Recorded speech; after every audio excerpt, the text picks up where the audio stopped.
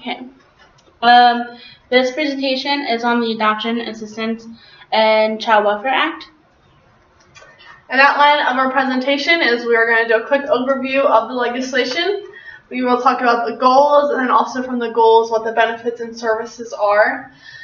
We will also address who is eligible for these benefits and services of this legislation. We'll talk about how it is delivered to the eligible population, and we will talk about how it became financed in order to be a part of the working of child welfare, and then also the impact this legislation has had on child welfare.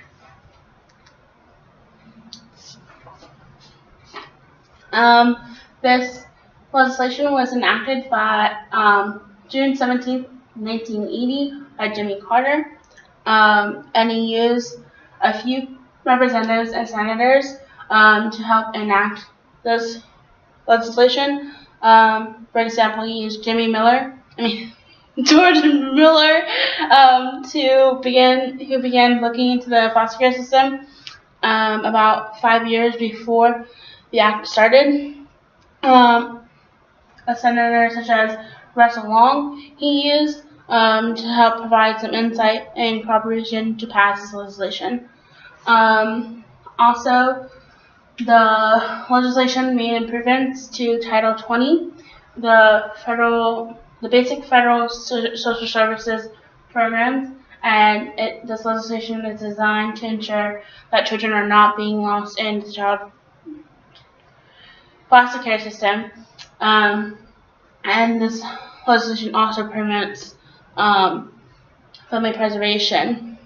Also, the Federal Adoption Assistance Program, this helps children with special needs.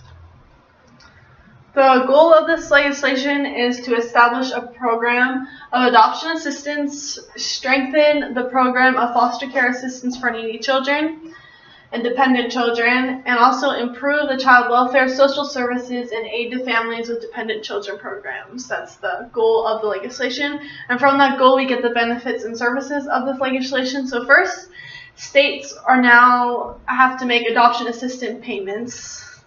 So they have to make these payments to parents who adopt children who are aid to families with dependent children, eligible, and with special needs. So if their child qualifies under those two categories, states will now give them money for adoption assistance. This legislation also defined children with special needs. So there's 3 things that defined a child with special needs as. It's a child that cannot be returned home, a child who has a special condition, and a child that has not been able to be placed without assistance.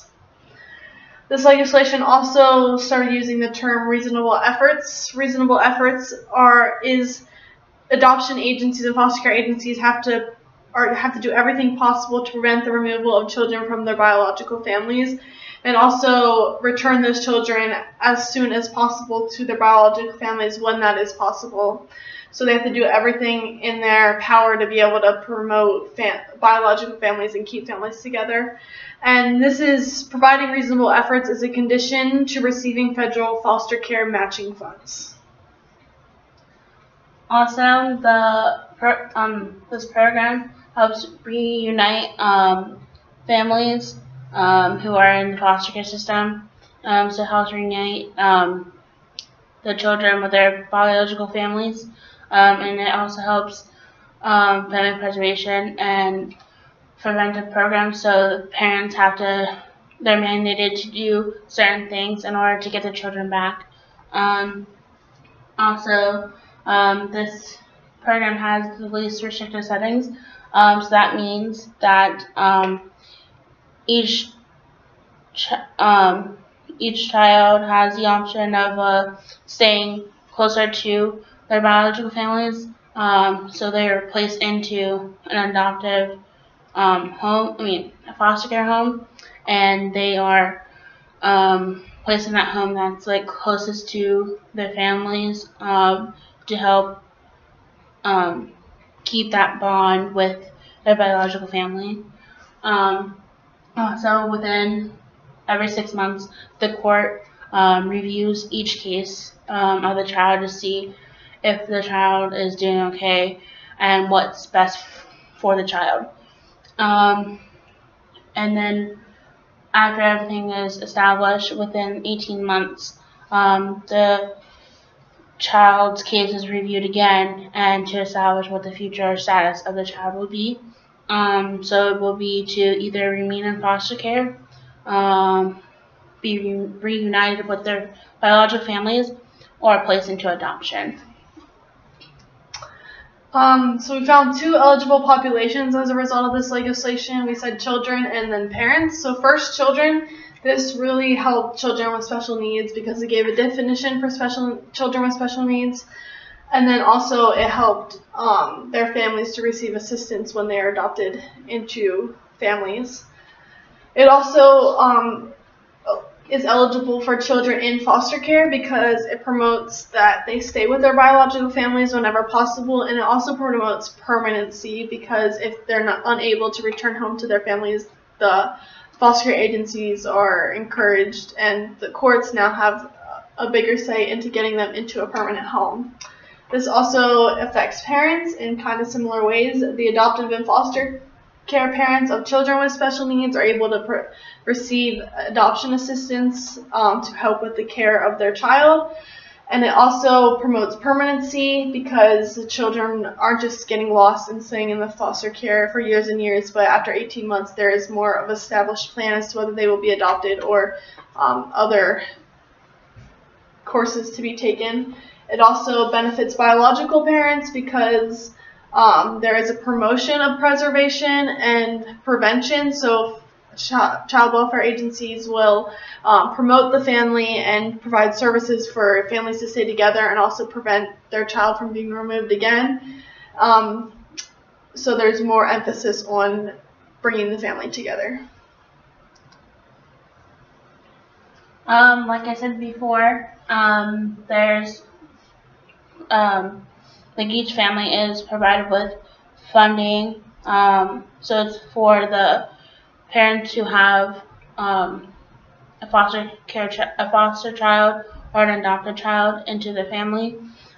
So the funding is for the parents to help provide for that child, and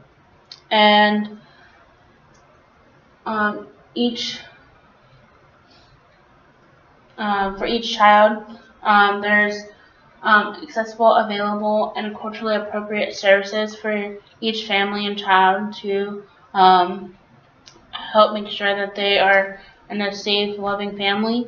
And also, there are such things as reunification and prevention programs and services, such as family therapies, drug and alcohol programs, respite care, support groups, and many others to help them to help the parents of the biological child to be a better fit for their child and get some education of how to better treat their child. And yeah, and then there's also like scheduled court hearings for each family. So the biological family and the adoptive and foster family come together and try to see what's best fit for the child, to see if the child should remain and with the foster family or adoptive family or be reunited with their biological family. This legislation was financed under adoption assistance, which is under the federal Title IV-E, which is then under the Social Security Act. So if you want more information about the budget, you can go on the website and it defines where all the monies are being allocated. And each state has to present a plan that has to be approved by the Secretary of Health, Education, and Welfare. So this plan just states how the money will be given to foster care agencies and adoption agencies. So it'll either be that the state will just give those monies to the different agencies, or the state will give the money to the counties, and then the counties can say where the monies will go. It just depends on how the state is set up with their child welfare system. The things that are impacted throughout this legislation are the federal assistance programs that are established for the families. They're impacted because it's funded through the government. It's funded from the Title 4E, and they are in charge of giving out the federal assistance to each family who has an adoptive or foster child in their family. Also, it helps reunite the child to their biological family and helps them create bonds and connections with their families that they didn't have before. Also, it decreases the amount of time that the child's within the foster care system instead of being out of the family and breaking those connections and bonds that they once had. They're being stored together and brought back together. So looking over this legislation, we found that there's some strengths and also some concerns.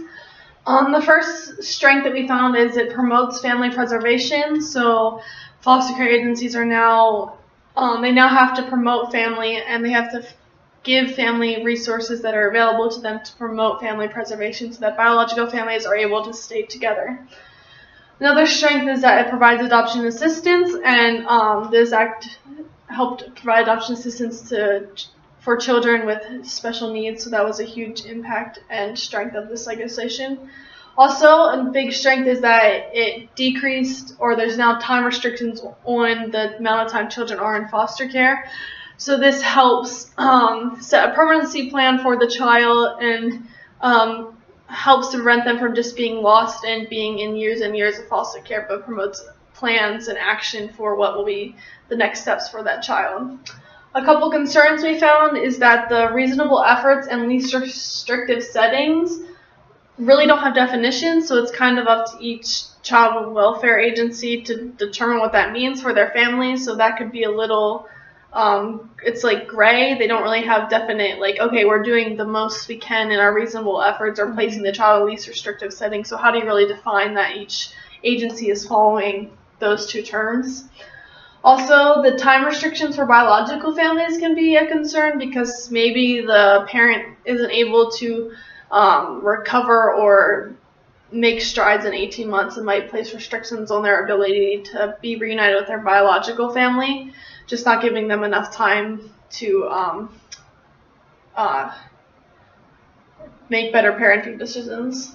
And also, because we're promoting preservation of the family, a concern could be that and how you promote long-term behavior that for reunification, and it's not just something that like, okay, we need to be done by 18 months so that we can get our kids back and then they go back into that behavior, but how do you keep that behavior from being a long-term thing so that the child is not removed again in the future, and just really promoting reunification and preservation of the biological family. And here are our references. Thank you.